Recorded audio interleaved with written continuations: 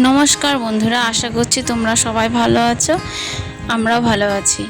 আজকে একটা নতুন ব্লগ নিয়ে আবার আবার আসলাম বহুদিন বাদে। তো অনেক দিন হলো ব্লগ দেওয়া হচ্ছে না, কারণ মনটা বিশেষ ভালো নেই। আর হচ্ছে বাড়ির গার্জিয়ান না থাকলে না বাড়িটা কেমন যেন একদম অসহায় অসহায় বলে মনে হয়, যে আমাদের কেউ নেই, অসহায় আমরা, অনাথ অনাথ বলে মনে হয়।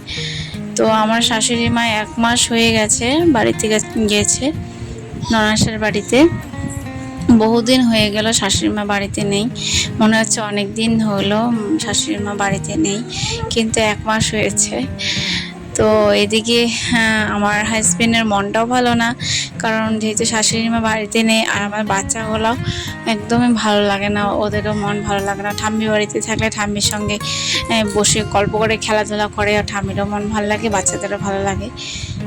তো এখন অনেক দিন হয়ে গেছে বাড়িতে থাকতে থাকতে, বয়স্ক মানুষ তো মনটাও হয়ে যায়। তো এই জন্য ননাসের বাড়িতে গেছে, মেয়ের বাড়িতে চলে গেছে উনি কিছুদিন থাকার জন্য।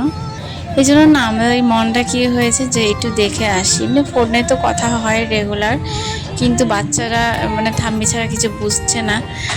তো আমরা সবাই মিলে চলে গেলাম ননাসের বাড়িতে আমার শাশুড়িকে দেখার জন্য। আর দেখুন বাচ্চারা গাড়িতে উঠে কত খুশি হয়েছে, কত আনন্দ পেয়েছে। আজকে বলেছি ঠাম্মির সঙ্গে দেখা করতে যাব, খুব খুশি হয়েছে, মনের আনন্দে ছুটছে। আর আমাদেরও মনটা খুব ভালো লেগেছে যখন শাশুড়ি মাকে দেখলাম। মনে হয় যে না, আমাদের মাথার উপরে ছাদ আছে, এখনো কোনো চিন্তা নেই। দেখুন এদিকে গাড়ি চড়তে চড়তে আমার ছেলে ঘুমিয়ে পড়েছে। তো গল্প করতে করতে চলেই আসলাম বাড়ির সামনে প্রায়।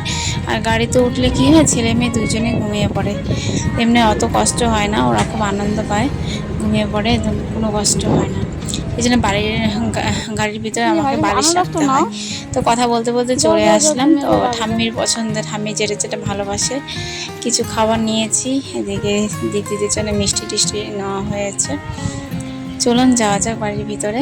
তো আমরা বাড়ির ভিতরে এসে আমাদের খাওয়া দাওয়া হয়ে গেছে, এসে আগে ভাতটাই খেয়ে নিয়েছি, কারণ অনেক দেরি হয়ে গেছিলো, আস্তে আস্তে 4টে বেজে গেছে। দিদি বললো আগে খেয়ে নাও, যে মেয়ে ঠাম্মির সামনে বসে আছে, শাশুড়ি মার সামনে বসে আছে, শাশুড়ি মা শুয়ে আছে। তো নাতি নাতনি সবাই জড়িয়ে ধরেছে ঠাম্মিকে, জড়িয়ে ধরে অনেকক্ষণ রাখছে, আর বলতেছে যে ঠাম্মিকে নিয়ে যাব বাড়িতে, ঠাম্মিকে নিয়ে যাব আমার মেয়ে বলছে।